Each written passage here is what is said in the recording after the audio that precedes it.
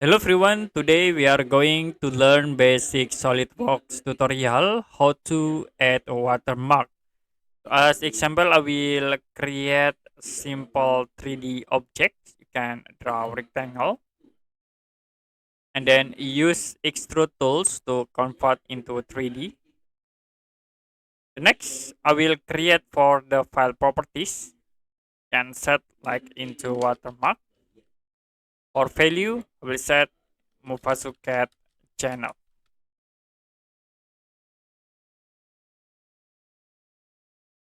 Then click OK.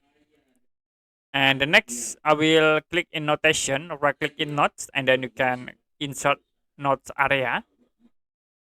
Now you can go to insert, click on annotation, and then click note. So I will create note in here.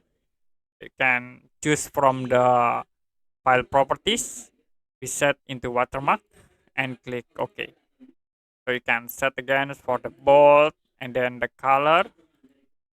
The next for size, will set into 48. Click outside to apply like this, and if you're done you can click OK. Now if you move the object, it will be show the watermark. To edit this watermark, you can select and then you can right click, you can choose the watermark.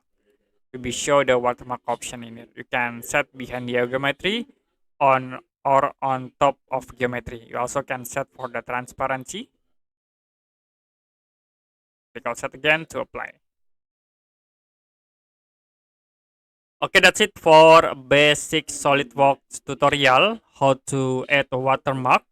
If you have any question about tutorial, you can comment below this video.